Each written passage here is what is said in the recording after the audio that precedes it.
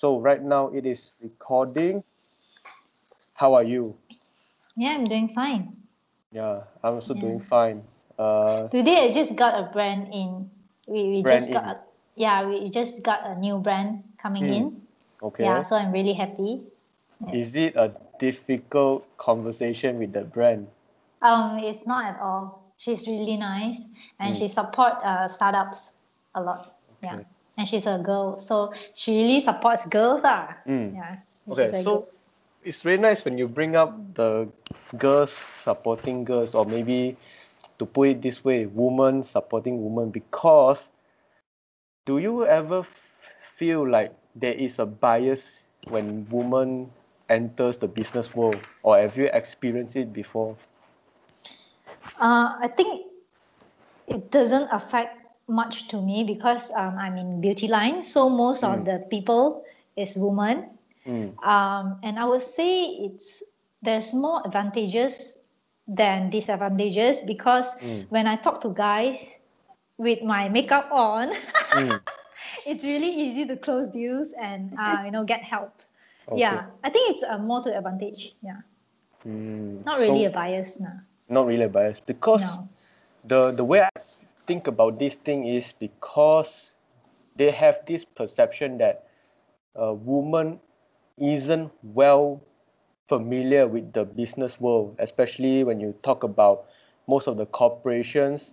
They all really emphasize that, hey, our board of directors need to have some woman participation. They're trying to get really inclusive. So I'm just wondering that nobody has ever posed a problem because of the gender before. Honestly, Mm, that is a bit old thinking because okay. nowadays if you see from the corporate side, right? Mm, I think woman is getting more higher position than the man. mm, Yeah, mm, because and Jack Ma, I heard Jack Ma say that he will always hire women mm. compared to men because women can concentrate, women can multitask, I guess. We get beat up from guys. I think the women are much more conservative when it comes to taking risks. They are much more particular about the details, whereas men, maybe because of the testosterone going through, they try to take as much risk as possible. So, because I read this book, okay, it's written by someone, I forgot the name, but the title is Investing Like Buffett, or Buffett Invests Like a Woman, something like that. So he pays a lot of detailed attention to the financials, like he really gets the numbers correct. So do you have any problems or your experience about dealing with numbers or conveying these numbers to people that you are presenting to? Numbers in what sense? What Numbers kind of like, numbers? I'm sure that people would almost always ask you about what's your market share, your projected market share, the cost, and all these things. So how familiar do you have to be with the numbers when you try to approach brands? Oh, you have to be very, very sure, very, Mm, very confident when you present it. mm, Yeah, most importantly is that you have to show people about the ROI, mm, return of investment, mm, because why people do business or why people invest in you or why people want to collaborate with you is because of return of investment, how much money mm. they can earn back in return. Yeah, so ROI is very important. Okay. So you I have to mm, know your own number, your when can you get back the investment, or how can you in how long can you get back, and how long can you break even mm, and profit and okay. be profitable. Mm. Yeah. So, like, if you're talking about ROI, it's mostly based on projections, I guess, because you haven't really dealt with the business before. So, how do you actually project it?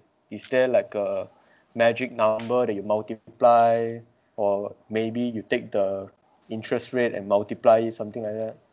honestly, now I haven't even soft launch. You really have to set a target. I would say a target.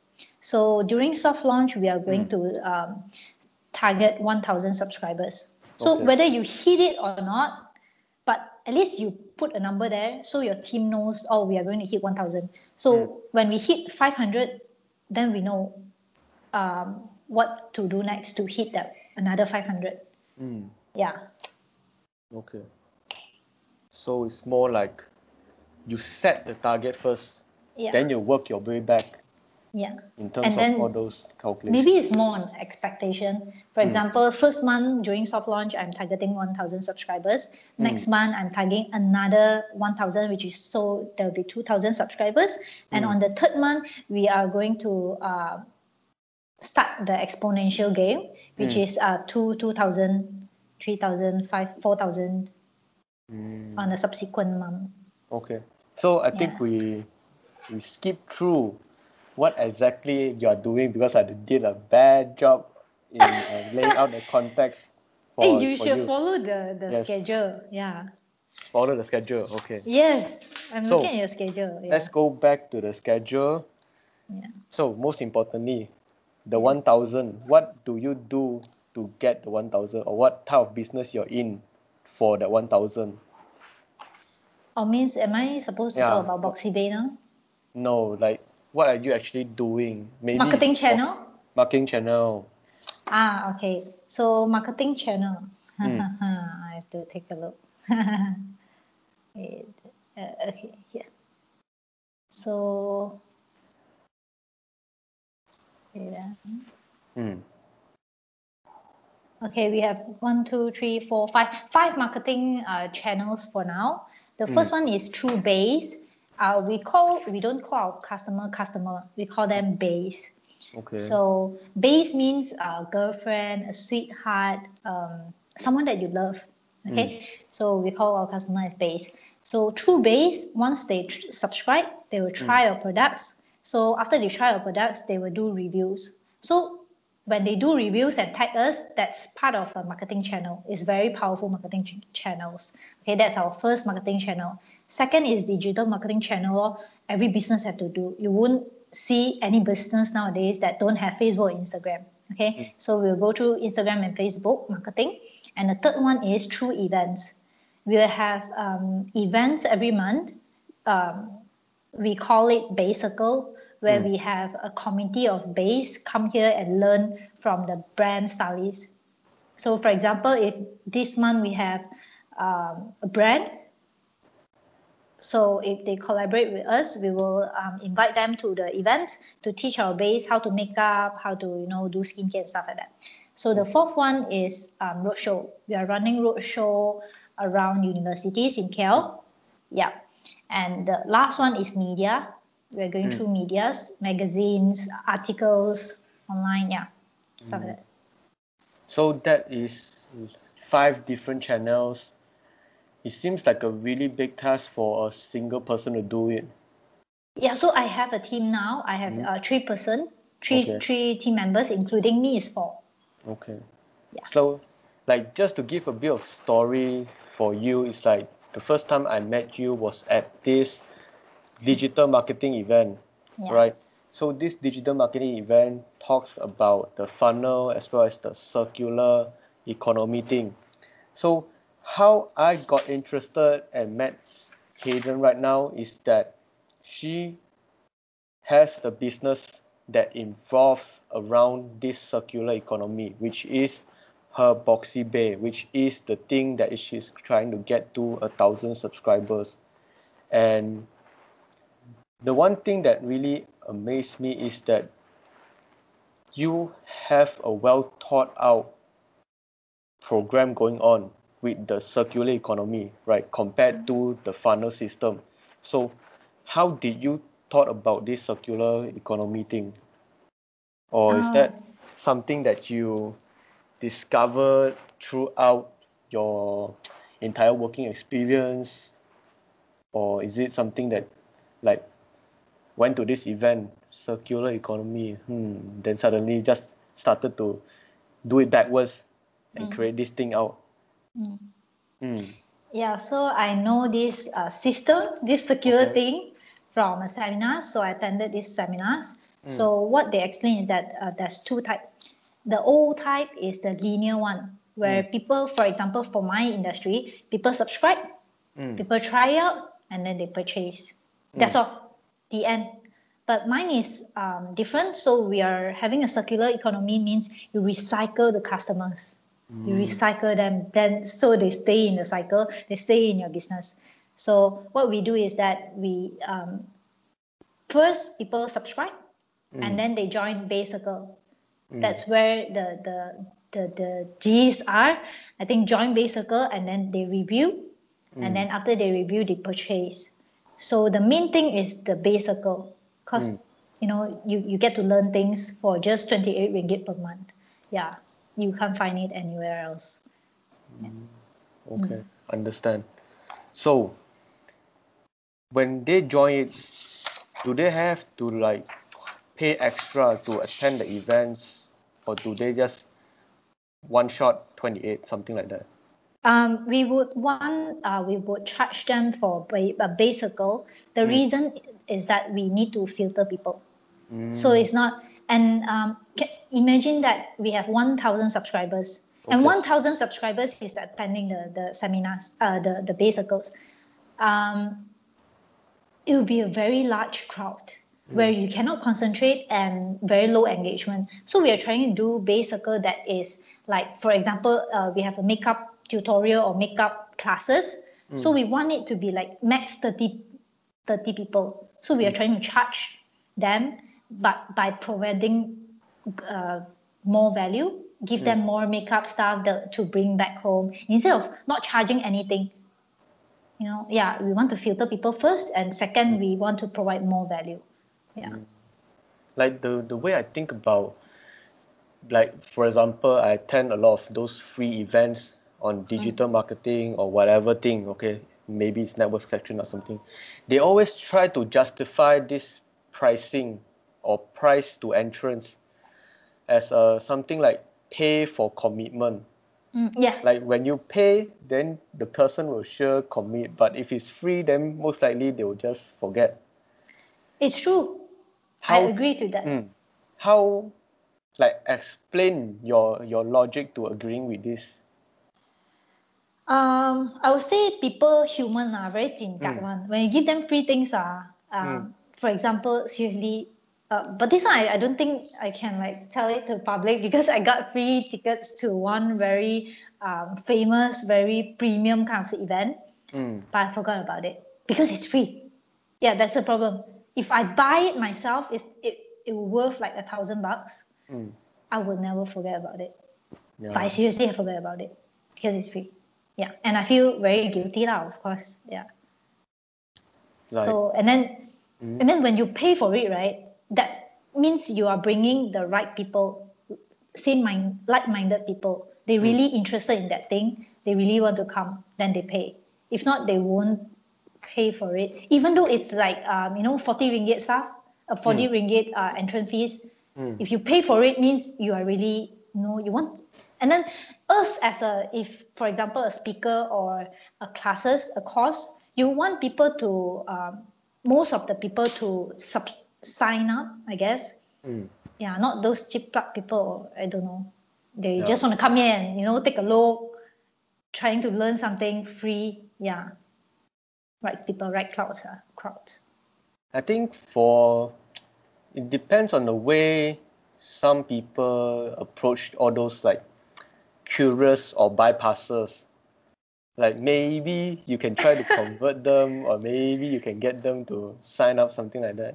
But you will take a lot more efforts compared to those you attract the right people, then you just use a little effort, then they will sign up already. But those bypasser is the problem. You need to use a Mm. lot of effort, double the effort to get them in. So why not you just get the right people from the start, Mm. right? Yeah, save time, Yeah. save cost, yeah, save Because I space.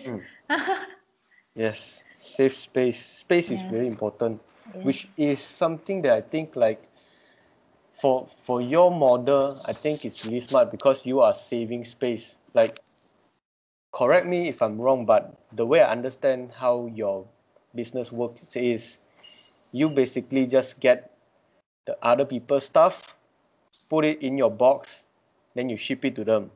So you don't have to have a lot of space to carry inventory, is it? Nope. I do carry inventory because they have to put their samples with me. So then only we sort out, like for this customer, we personalize it for this customer. Oily skin, then we'll pack our oily skin stuff into these box. So we will have the sample with us. Yeah. So how much samples do you expect to get? Like, is it gonna be so much that you have to get a storage locker or something? Actually, I do, but the sample is quite small, so Okay. still okay. And I don't know how big it is, so we are getting them in still. Yeah, I'm still thinking where to store the thing. Maybe, since here is co-work, I might need help from other people or put Yeah. their space. I don't care already. Yeah. Okay. Yeah. Like, since you are working in a co-office, right? What exactly is the benefits or your expectation, or maybe something you experience from the co-working, co-sharing office? Because I know that there is a lot of co-sharing office. Like even in my area alone, Puchong, they have probably 4 to 5 really in close proximity along the highway. There is a lot of all these things popping up. So what is exactly attracting people? Okay, I have 4 points here why I like co-work. First is the perks with the space. So there's meeting room, there's bean bags. I'm youngster, millennials. So unlimited coffee and tea, 24-hour access. I'm not sure about other co-working space whether they have 24 hours, but we have for our residents. And then mail sorting. So sometimes I'm not here, but there's an admin like helping you to like get the meals. So second point is that the community, it feels like home. It's very comfortable here, and we are all surrounded by like-minded people. They are either freelancer or they are startups, business owners. So we are all like-minded. We speak the same language. Yeah, that's what I would say, and we learn from each other. The third point is networking. We I don't know what I'm writing. Okay, we utilize each other's resources, and then we recommend each other's stuff. Like for example, I need tech. I'm doing my own website, so I need suggestions. So I will ask like a tech guy here, and they'll give you lots of suggestions for free. Okay, and then we have monthly meetup here. So the fourth point, the last point, is that cost effectiveness. So although it's just a desk, I just need a desk anyway. So instead of renting the whole office, and buy furniture, so we just save cost. And then cost is of course very crucial for startups. Yeah, that's all. Understand. It's a saving cost, then a place to network, be surrounded with like-minded people. Those are really good, compelling reasons. But if actually for me, if how, like for example, like if how the co-working office wants to market to me, right? They could probably say something that have a commute to your office, right? Because a lot of these people, like people who work from home or people that are freelance or something like that, they gain ideas when interacting with the world. So, for example, you travel a distance to your office. While traveling, you can listen to music, podcasts, or even just getting angry from the traffic jam. Okay, so those will actually stimulate your brain to actually create a solution to whatever you're thinking. So I think that is a good reason for people to go to co-working office, like just traveling the distance to go to your house. Like even though if you are doing something that requires just a desk, you can do it at home. Okay, that will save a lot of cost. But then you are still surrounding yourself within the four walls, the four same walls that you see day in, day out. So Yeah, and I yeah. have families. I'm Mm. staying with my families. So Mm. there's babies, there's kids, and they're very Oh. noisy. And then plus, my mom is at home, and he will ask you to do this, do that, do this, and Yeah. yeah, cannot. I cannot. Like I cannot. like okay, this may be like an Asian parenting. So Yes. when they see you at home, right, they always assume that you have nothing to do because you are at Yes. home. Yes. True. And Then then the bed will always have some kind of black magic. The mm, bed, yeah. You're always eating at home, okay. sleeping, Mm. lying on bed, and be useless, wasting time. Yeah. Have you ever thought of why? Why is the magic happening there? Or why is there a gravity on the bed? Because it's too close. And then when you're a startup, you experience a lot. You will face a lot of problem. So when you Mm. face a problem, right, then you'll be like, "Ah," and then the bed is like calling you. And then you look at your problem and you can't move any further. You look at the bed, fuck it lah. Yeah. Like it's interesting because you bring this up because past few days, okay, I read this interesting quote from this person, Anthony Bourdain, right? He is a travel host that unfortunately passed away. So he said his entire life is basically a stratagem to outsmart the guy that wants to lie in bed and smoke weed and watch movies all day. So it's something really true that even famous people like him, okay, still have this desire or the temptation to just lay down and do nothing. So it's just not normal people that's facing this. Like Yeah. famous people also face this. Like there is this interesting person right now that maybe I might follow him. His name is actually called Joko. Choco. Joko. The thing that sticks in my mind about Joko is he wakes up 4:30 in the morning every day. Like Uh, he is probably 4 hours ahead of everybody. Have you ever tried waking up 4:30 or like Not 4:30, what's 5 the a.m. 5 a.m.? Yeah, when I was, starting up this business, Mm. I got so stressed up, and then I just want to get things done. So I joined the 5 a.m. club. Mm. Yeah, What so I wake up at 5 a.m. what is this 5 a.m. club? Is it a national club that people can join? I don't know. This is something that I saw. I saw on YouTube. I can't Mm. remember I think it's Robin Sharma. Mm. The Robin Sharma is the monk who sold his Ferrari. Mm. So he has a rule, 5 a.m. club.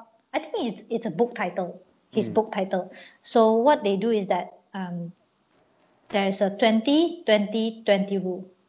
Okay. So once you wake up at 5 a.m., the Mm. first 20 minutes is to exercise. So you Mm. have blood circulation and stuff like that. You warm up. So the second 20 minutes is that you have to blueprint your whole day. Mm. So before you sleep, you have to really jot down what to do every hours. So Mm. you are very clear what to do. So the second 20 rules is you blueprinting the entire days. For example, today I have a meeting with a brand. So Mm. I will have to blueprint how it goes. We shake hand and then we talk really nice. So we blueprint. And then the third 20 minutes is that you grow Mm. um, by reading or watching some informative video, Mm. podcasts like that. Yeah. So that's what I do. I do it for a good 1 month. Mm. And then I even uh, take a cold shower Mm. in the morning after that 1 hour. Yeah. And you will really pumped up. You Mm. get so motivated. You know what you do, and you have so much time. Really, Mm. you have really a lot of time. By 7 a.m. I'm already in co-work, Mm. and there's no one here. And you Like feel like you achieved something already before the day starts. You already feel like you have an achievement. Yeah. that is actually The thing that saves you time is actually waking up early and you don't have to deal with other people. So that saves a lot of time. Like And time management. for example, back then I was working in a contract job, right? So I also experienced this working during other people who are resting or having their weekends. So for example, it's like this. We work 24/7, so the office is open 24/7, right? Then we have to work on weekends, but we still have the rest days because every week is by law that you only can work 5 days. So you have two rest days, maybe it's Monday, Tuesday, Wednesday. Okay, you'll be back to back, but you have to work weekends sometimes.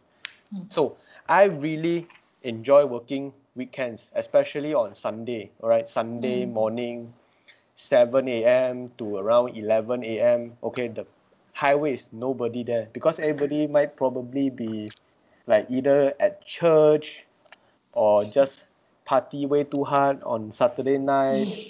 So I really enjoy it because a normal journey, right, from Puchong to PJ, okay, it takes 15 minutes. 15 minutes. But if there's a lot of cars there, then it will be half an hour, it will be double the time. It's just a big waste of time. And also parking. So really enjoy working when other people are not working. But for business owner, Mm. I don't like public holidays. I Mm. don't like weekends. Mm. That's because I can't find people. I cannot connect with the Oh. people. So, for example, I want to find brands. They are Mm. all, having holidays, and Mm. I can't get the people. Yeah. So it's like I feel like I don't want to take a break. I need to get the things done, but I can't. Yeah, and of course my team need to rest also. Mm. Yeah. So, like when you talk about contacting those people, like talk to brands or talk to the managers or the representative, have you figured out is there any special day that they are mostly free? Like maybe Wednesday they are free because they don't have Monday blue, then Friday they are they really want to go party or something. Hey, really true. So you always, I will, I read about it Mm. on Google. So the best time is around after Wednesday lah. Better After not Monday because like really people have Monday blue. And then when you text them about brand collaboration and asking lots of things, they get annoyed. Yeah. So it's better starting from Wednesday. You approach them. like I also experienced this thing. Like me myself, I actually do make videos for people. Okay, so sometimes I do have to go and cold call, maybe cold direct message people. Then how do you actually know when the person is annoyed, or do they just stop replying to you? Then you know this they are annoyed. Wow, people nowadays are very straightforward. Like for example, if you email them, right, they straight Okay. away don't reply you law first. That's a very obvious one. And then second is that they tell you, we're not interested, or indirectly they tell you you're small. Give me data first. Yeah, it's like very lunsy lah. Especially big brands, Okay. they are very lunsy. Maybe it's not Lancia. Maybe they are like they only have one chance, okay? And it's either a hit or miss. I will put it this way, because they are actually have KPI involved, right? Key performing index or something like that. I forgot what's the exact name, but Yeah, they always something. use KPI. Okay. Yes. So if they do not have a guarantee that you have the numbers there, right, they will actually perform worse because they spend time, like mostly for companies, okay, their products, their costs are really small. The most important thing for companies, I think, is time, because they only have that amount of time. If they want to hire other people, okay, it's good. But then for high level executives, the most expensive thing is their time. That is why they always do a lot of things, they delegate to somebody else. They Yeah, just that's why they involve with the should big. delegate it to us. They outsource us so they can create more time for themselves. So they should have us because we are giving free FOC now. Okay. Until we reach 1,000 subscribers. That's our promise. Yeah. Free FOC. So anyway they are giving out samples anyway, right? So if they put here also it's free anyway. We help them to distribute some more to the right target customer straight away. Yeah. Have they ever come across this argument that maybe it's free of charge, but then it's not worth it because it's free? Like, do they ever say something like, since it's free, we cannot do it because it's gonna be not guaranteed? There's no money involved or something like that. They can think so. Like, because I actually encountered this, like I tried to offer free services to businesses, right? And they just forget about it because it's free. They always have this mentality that it's free, it's not worth a lot. Then charge them. Charge them. No lah, but mine mainly is that brands want to see data lah. They want to see how many data you have because they have because big brands ma, so they have their own image also. So they don't want their samples to be everywhere also you can get, right? So they want to have a trustable channels where we haven't started yet. So I understand lah. That's why we are pivoting our direction to smaller brand first. We build our traction and then only we reapproach them. Yeah. Okay, so We'll start still from the approach them. small one first. Yeah. Then, right now, okay, I actually tried before selling things to people, and it's difficult, really difficult to get people to buy, especially if you, I don't know whether about your direction or whether your marketing strategy, right? I don't know much about it, but the thing I find hard to sell is when the brand doesn't have like a face to it. They just rely on the logo and the name itself. So that will be hard to stand out from people, from other people that have a face, like for example, LeBron. They put LeBron's face on Nike, then Nike just straight away sell. Is there any difficulty or is there any way to sell things to people when you do not have any recognition in the market? Or do you just go and hard sell to people? No, Like, don't hard sell. why cannot hard sell? People will pull back. It's like MLM like that. Yeah, people don't like to be don't like to be sell, but they like to buy. You see, but they don't like to be sell. Yeah. What's the question again? Sorry. So, do you think you need a brand image person, or do you just stick with the name and the logo? For my industry and for my business, I think me is very important because people recognize me for it. People trust me for it. Yeah, but for example, for logo design, those industry they don't need lah, cause you just need to show them your work, what you have done before, then people will trust you already. But for my industry, I think I'm very important. I play an important role. Yeah. So your industry, to remind the people that are listening, is the beauty, makeup, cosmetic industry. But it doesn't apply to all also because without face you can do very well as well. For example, nowadays they have customized lipstick, customized foundation where you just tell us what kind of color you like, then we just customize it straight away for you. So that one don't need face. Yeah, it depends. Really depends. What kind of strategy that you want to use? Yeah, that's what I would say. Okay, so like you got me thinking about the companies or the businesses that don't have a face or don't have a, just to put it in a simple way, don't have a brand. Okay, it just becomes a commodity, like something that is available throughout. Like, for example, okay, we all call instant noodles in Malaysia Maggi, right? But then, even if we talk about other brands like Mami or Jintan, okay, we still call it Maggi because it's just so connected with the with the yellow block of noodles.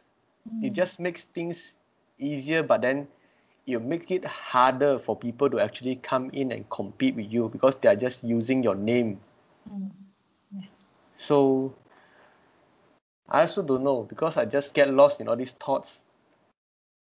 Is it a brand thing or is it a commodity thing? Like we just call all types of drinks or soft drink Coke. It's really interesting to think about it, and I like to think about it because when the internet comes in, right, the internet will just make everything okay same level. Like when you think about the next revolution, if they go on to the voice search engine, right, when you just speak into your phone like hey Siri or hey Alexa or hey whatever Android thing, okay, and search for me or buy for me Coke, buy for me Maggie, then they'll just straight away deliver a packet of Maggie to you. You'll just cut out all other brands. It's something that I like to think about. Like currently, what other trends or do you have anything that you have an itch, like is on your mind that you Subscription. subscription? Why is that? Subscription is going to be the trend, I guess. Mm, Because a lot of things, for example, laundry, mm, what is it called? You wash laundry, detergent. mm, So detergent is something that you don't really need to choose. mm, Things that you don't really need to choose, like toothpaste, you don't need to choose. So mm, subscription, you just subscribe, and then every month or every 3 months, when you finish, right, they will just send it over. So you don't need to, all this very heavy stuff. mm, Even rice, I think they are very heavy. So it's around like 3 months you almost like finish, right? Then they will just send it to your house. How good is that? It's very good. And then you have constant sales for the merchant, which is very good for the merchant, good for the subscribers also. I Okay. think it's a very good When you say strategy. about when you talk about the merchant, there won't be any merchant, right? Because you are directly sending from the manufacturer to the people's house. Not So manufacturer. okay, why? It should be a distributor. Normally what I see is distributor because you need to do marketing and stuff like that. Manufacturer don't do that. Manufacturer just manufacture stuff. Okay. So all this marketing stuff is done by the distributor. Yeah. Then the middle person, the retailer, will just be out of job Yes. because of subscription. Yes. That's why there's a lot of small little company coming up, and big companies having troubles because they are taking up market shares. I New think trend they can go into the niche for those small companies. Yep. They just go in, like I don't know whether it's working in Malaysia because I think Malaysia is really small. Even if you talk about niche within Malaysia, it's so small that most people just forget about it. But when you talk about niche in America, that is why most of those subscription boxes or like the one It's that's most crazy. famous, Dollar Shave Club, right? Yeah. So those succeed So in America because even if you get like 5% of the male population, it's still 5% of a 19 trillion. Okay, that is trillion T of the entire economy. So it's still a lot of money to go around for even the subscription. yes. But is it a difficulty in Malaysia? Is it going to happen or just takes time or maybe just need someone famous to promote this subscription thing? Like I don't really see happening. Like they don't have a Dollar Shave Malaysia club or something like that. Someone just need to get it started. We are going to be, the starting point. Yeah.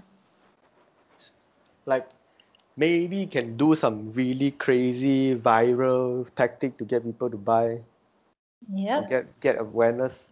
Marketing very important marketing. How Why? you do your marketing, do videos that can Mm. go viral. Like Dollar Shave Club, why are they so famous? Is because of their marketing, because of their crazy videos that Mm. attract people.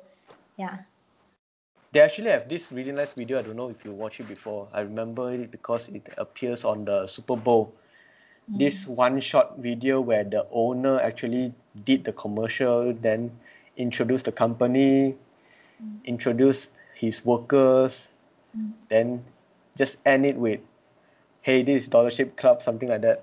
So, like when you talk about marketing, okay, and talk about going viral, do you believe is there a formula to go viral, or do you just throw everything onto the wall and see whatever sticks, then you just repeat it?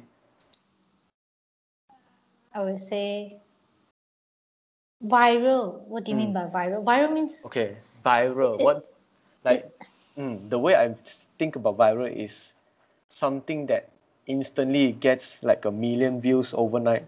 yeah. You have to get people's attention. Mm. How do you get people's attention? Be different or start a new trend. Be different. Like bottle cap challenge Mm. recently, right?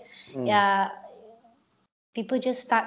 It's there's no meaning in it, Mm. but then it's new, and people just want to try it and start it viral. It go viral, so yeah. Like actually, I'm familiar with this bottle cap challenge, and I think there's a meaning. Maybe I'm thinking too much, but there is a meaning. Like it first started like this. It first started as a challenge from a MMA boxer, or maybe it's a taekwondo kicker, something like that. They just start kicking the bottle cap to unscrew it. Then after that, in the same video itself, they went and tagged this person, Jason Statham, those Fast and Furious or whatever Transporter movie, the actor. Then it just started to go viral because of tagging Jason Statham, and he just went and perform and tag other people. So maybe it's just getting the right person on to share your message. Faster lor if you get all these famous people. If not, I think it will go famous also. Because when you blast, for example, you have 1,000 followers, 1,000 followers, they will spread. Yeah. But it's just that when you tag like those famous people, it's a lot faster only. Yeah. Like, I don't know if you ever thought before, but I've thought it before. If I have like a t-shirt company, right, or whatever thing that has like a logo on it, I'll just try to simply send a package to a famous person and just hope that they wear it on camera or something like that. But I'm sure they get that a lot. And I don't think you know where they are. If everyone know where they stay, right, habis Mm. tau. They actually have this, like, I watched before those vlogs of Casey Neistat and others like YouTubers, okay, to be specific, you can say it's like influencer. So wherever thing that they put on their clothes, put in their videos, they will instantly gain attention. So they have this Q&A, like Casey Neistat have this Q&A show or the mailbox opening show where he actually opened fan mail. And then he asked people to send all the mail to his office address. Then after that, he will open the package on camera and put it into a video to upload for YouTube. Then after that, it's like some of these companies, they actually try to get him to wear the shirt or try to get him to read this thing, review this thing. And he actually did it for some time, okay? And I think it's like a hit or miss. It's like some sort of gambling or luck involved. Maybe he opens it on camera, maybe he don't open it. But then if it's open, you get viral instantly, something like that. Yeah. Very little cost only ma, so can do lah.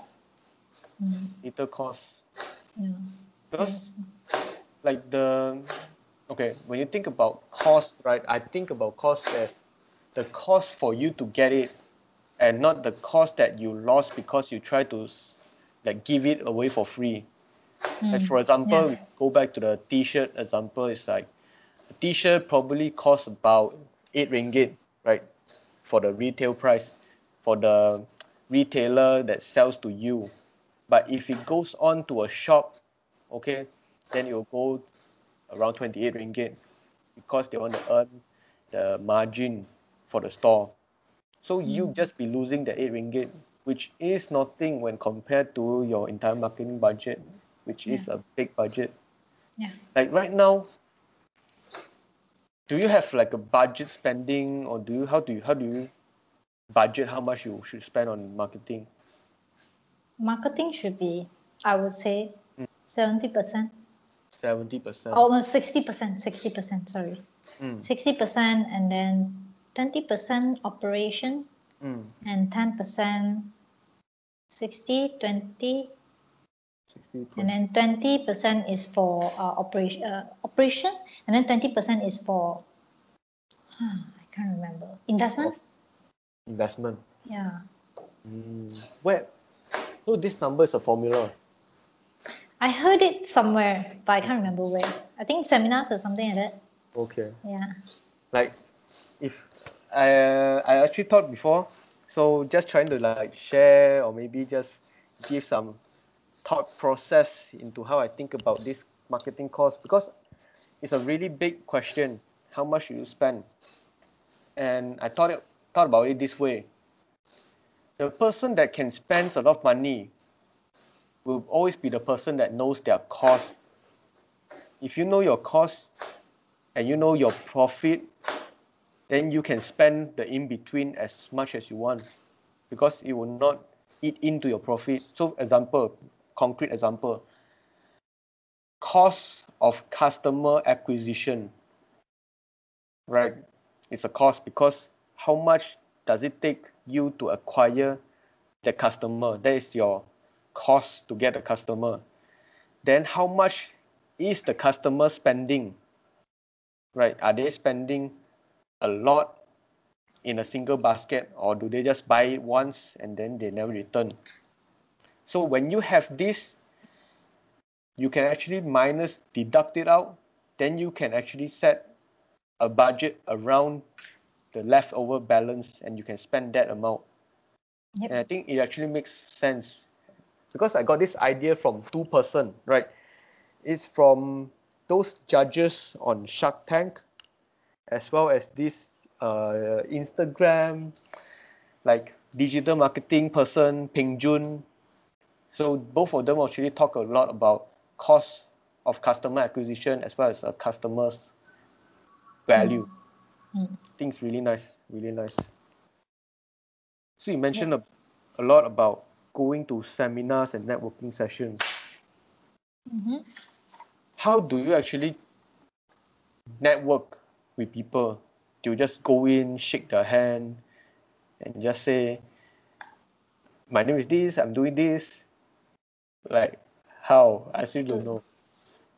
I would prefer to know a few people, but know them very deep, rather than you know everyone, but everyone is just that hi bye. Yeah, so it's more, if you it's like hi bye. It's actually no use. That network, it would never work. So when you need something, you can't ask for it.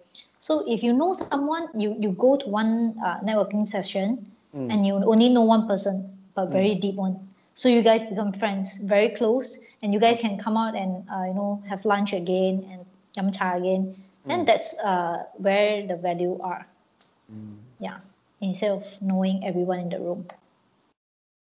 Do you like actually try to discover their problems and see whether you can help them or not during those first engagement or first encountering, like the first impression? For me, I will, rather than focus on what's their problem, I'll focus on what I can provide instead. Because everyone have their own problem. I can't help them to solve everything. So I have to focus on what I can provide instead. Yeah. Okay, interesting. So the big question, what can you provide? What can I provide for Proxy Bay? But it's more to marketing. We are a marketing platform. So if you want to market your things, you can put it in our box. I would say that.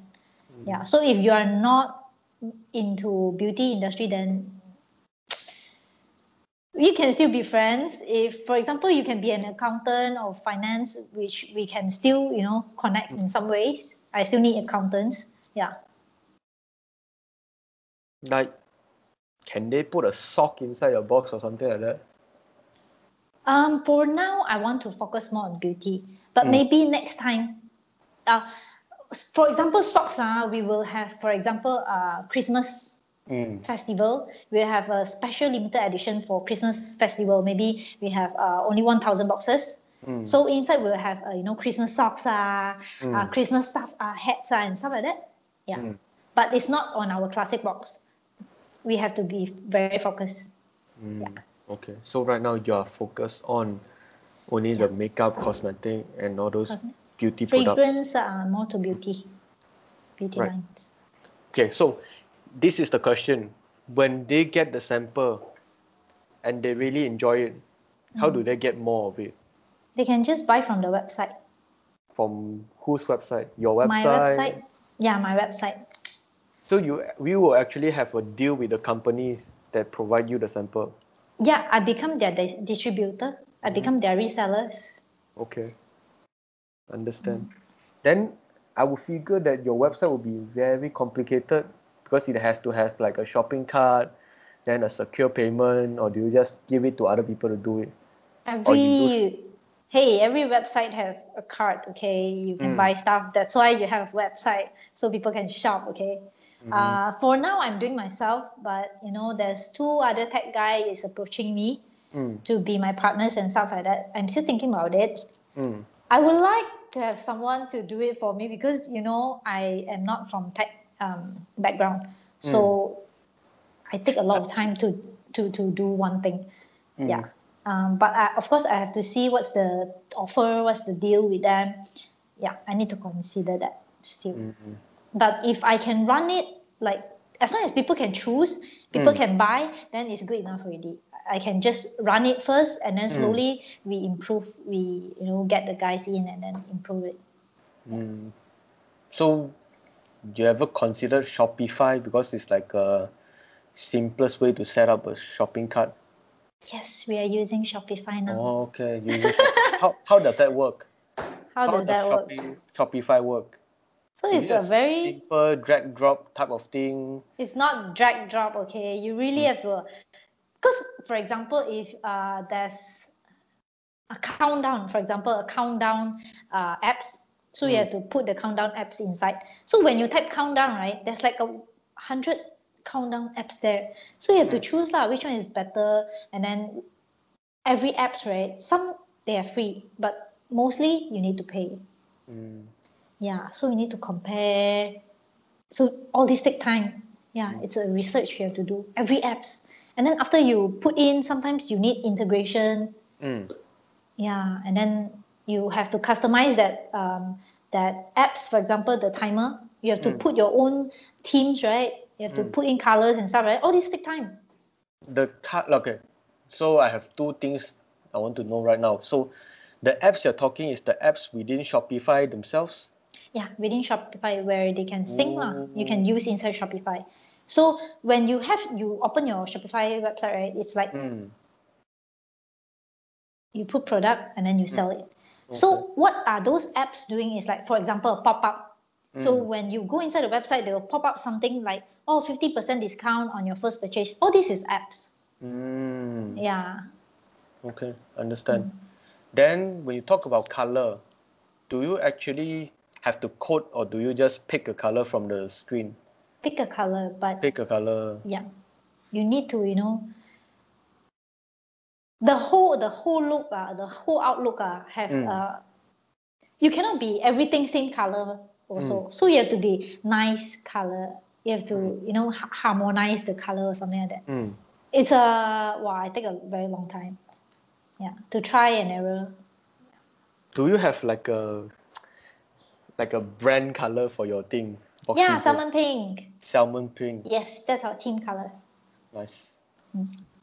Salmon pink. Like the way you explain Shopify is basically a simple website that allows you to create a store on their website. Then Simple but not simple. why? Which part is the hardest for you? Or it's just the exploration of apps to include onto your Shopify website? A lot of unknowns. A lot of unknowns. Like what? For example, referral.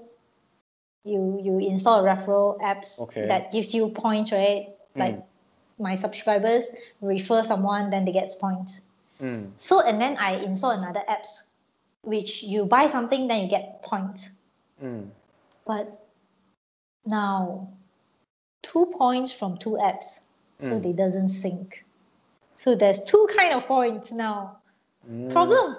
Yeah, it's very messy one like that. So they don't sync. So I don't know what to do now. I'm stuck again. This one Why need coding. why doesn't 2 points sync? Is it because they have two different accounts to it, or Because every apps, right, is developed by different all developers. okay? Yeah, so they just upload into Shopify. So if it's compatible, then you can just download it. If you like it, then they're like selling. It's like selling their apps. Yeah. Understand. So that explains why there's so many software developers or engineers right now. Because they have so many platforms to go and develop stuff on. Yeah. Okay, so I think we covered enough about Shopify. So let's go into this partnership. Like the way that Malaysians think about partnership is very toxic, especially in business. Like there will always be arguments. So how do you actually set up your incentive thing among your partners? Do you give them a share of the company, or do you just pay them an amount or something like that?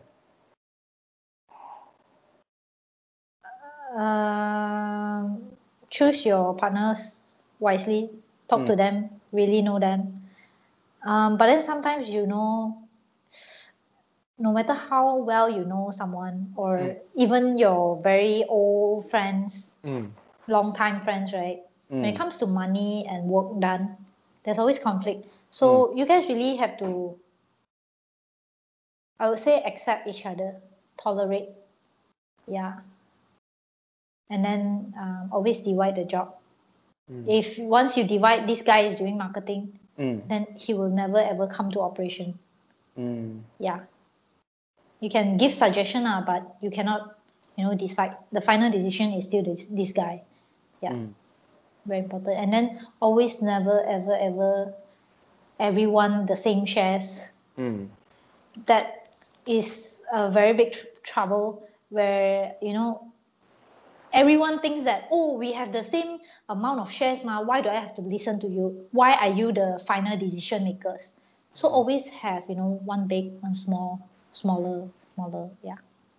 Okay, so like as a small company or startup, how do you actually set up the shares? Do you actually write it down in a contract, keep track in an Excel spreadsheet, or do you have a lawyer to Secretary have to do through secretary. Okay, Because so my company is Sanjam Berhad, so I have to have a secretary. Yeah. is this a requirement by law? Have to have a secretary? Yes, for Sanjam Berhad. Oh, I Actually, didn't know that. I don't really know much about all these shares things. So yeah, Okay, it's just my opinion. okay, it's okay. It's okay. Startup, Yeah, really a lot of things I don't know. I also got a lot of things I don't know, so it's okay. We are still Yeah, learning. learn along the Yeah. way. Yeah. So contracts. Do you have people sign contracts when they work with you, or how important is it, or you just rely on word of mouth, verbal agreement? Never ever word of mouth. But actually, agreement, even though you write agreement, right, it's just an agreement. There's no law in it. Like even Why? though you write an agreement saying, oh, this person's supposed to do this, when that person never do, you cannot sue them one. Why? Why cannot sue them one? But it's just an agreement. Okay. That agreement means both of you agree and willing to do certain things. Yeah. Okay. But there's no law in it. Unless you're talking about shares, all those lah. This is something interesting. Yeah, But have to ask. I don't really know a lot about it. Yeah. Okay, have to ask some other people already. Yeah. Yeah. So I think we covered most of it, Yeah. and it's starting to get to an hour. So, like, how do you feel your throat right now? Is it dry or is it like I I'm drinking water. drinking water? Because I talked to my previous friends, okay, they Mm. told me like after an hour of continuous talking, right, their throat will actually be dry and sore. They are It's not well happening. prepared. It's true because the first time I actually did this type of really long videos, right, and I do it solo, it actually starts to get really dry after around 45 minutes because you just keep on talking and then it's just sore. So I'm really admire those people who can do it for 3 hours, 5 hours. It's really long. Like those podcast people. They do Yeah. drink water, okay? They have water just right Yeah. in front of them. Aiyo. Yeah, Yeah. they have a lot of waters. Yeah. So with that said, do you have any final thing, okay, to promote your Boxy Bay or let people know where to find out, check out what you have Yes, go or like follow my you? Facebook and Instagram. That's very important. That's Mm, where we promote and we do shout out so mm, you guys know when we are going to launch. Because of new investor coming in, so we mm, delayed our soft launch. mm, Soft launch date is not fixed yet, mm, but it will be around end of July or early August. mm. So follow us on Instagram and Facebook at Boxy Bay My. Boxy. BOXYBAEMY. Okay. Yeah, BOXYBAEMY. MY. Boxy Bay My. And then you can also, you know, subscribe our email on Mm, our website, www.boxybay.com. mm. Yeah. So this is the website that has the Shopify shopping cart there. People Yes, can go but on, check it out. once you click www.boxybay.com, you Mm, can't go inside yet because I haven't opened up, I haven't published yet mm. until we are really done with everything. Okay. That goes smoothly. Yeah. You Right. can PM us on Facebook, Instagram. We are very active there. Mm. Yeah. So will you or some other people be messaging or replying to them? Yes, my team member is in charge Okay. of social media. Mm. Yeah. Okay. But we Well. work very closely. So, what someone PM us, I'll Mm. see it also. Yeah. I can see it also. So see who reply faster than who will reply first. Okay. But Understand. social media post is more on my team member doing it for Mm. now. Yeah. So like maybe we can go on for another few minutes. Like, do they actually have control, or do you have set a direction for them to just post things? Is I it have a direction, mm, but I encourage them to add in stuff at Insta? freely. Yeah. Okay. So we will have a official meeting every Mm, week. So I would ask them to present what's their next direction, what's their next step, what direction they are going. For example, we are going to do live. How are you going to do? What kind of topic are you going to do? So you need to present to the whole team so everyone know where the company is going and how we can help each other. For example, if you want to do live, mm, you need who to talk, mm. okay, how the flow is going to be. So what can other team members support? How can we support you? That's my culture lah. I create a culture where we support each other. So Yeah. will you say you are a more hands-off type of leader, boss, something like that? Yeah, because I attend a lot of seminars and then Mm, I read a lot. So I understand that as a leader, you have to hands off. You need to trust your people. If you don't trust them, you do everything yourself. Then what's the point of having a team member? And second, if you don't trust them, they feel it. mm, And if actually one time they feel you don't trust them, that's mm. it. That's it. Yeah, they won't give their 100% anymore. So you would just start out by giving them 100% trust. You do this. But of course, you have to say everything clearly, though. You Mm, have to have team bonding, okay. so you know them better, and then you tell them what's the company's vision and mission, where Mm, we are going. So when everyone is clear, right? When they do things right, they'll go mm. towards that direction. So everyone should be into the right direction. Yeah, if they are not right, then I always encourage them. If you guys have any problem, you need help, don't stress yourself out. Always post in a group. Let others know what is your problem. Then we can help out. If, for example, if your role is to increase followers, tell us what to do. Tell us what to do. Don't do it yourself, okay? We are like your team member. Yeah. So you can, direct us to do this and that. And when you give them this power, right, they feel safe, they feel confident, they are ready to run the business for you. Yeah. Like speaking in that mindset of keeping it to themselves is probably more towards the feeling of incompetent. Like if I were to ask people to help, it's like I'm not suitable, or maybe I'm showing some form of incompetence in doing my job. So maybe some people are just fearful or afraid to let other people know they need help. That's why leader very important. Leader, you have to encourage, you have to build an environment, a safe environment for your team member to, voice out when they have problems. Yeah. I always tell them, because when you stress yourself out, right, things will not get done still. And you just stress out and things doesn't get done. Why not you just share with the whole team? Because everyone have their own problem. So you have your own problem. I mean, 唔出奇啊, you have your problem. Can't do, then cannot do, never mind. Then we all help each other. So I create a very safe environment for my team member. Yeah. Safe as in, what do you mean by safe? Sharing problem. Sharing, okay. Yeah. So there won't be any like, oh, you're stupid because you cannot do it. Oh, Something like that. no. We use encouragement. We Okay. give you power to do stuff. You are like boss. Everyone is boss in this team. Yeah, there's no boss and employee one. No one. Yeah. Okay. That's why I always call team members. We are team players. Yeah. Can. Rob, thanks for sharing. The last few minutes Okay. is definitely insightful. So for those people who are interested in checking out what Hayden is doing, can go on to Boxy Bay My. Yeah. BOXYBAEMY. Yes. Facebook, Instagram, website. Yeah. YouTube, you just type caption. You can type me. So tag you, like the way I'm planning to do this is actually like just upload this hour-long clip. Then after that, just take out the segments. Okay, take out the segments. Then I will retitle the segment into questions. All right.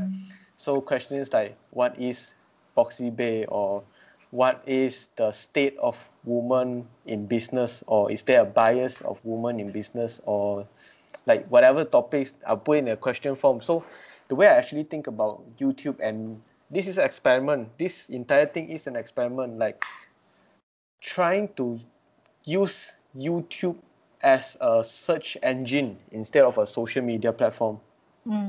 Because when you think about it, Google, which the company that owns YouTube, is actually search engine. So they are actually much more better suited.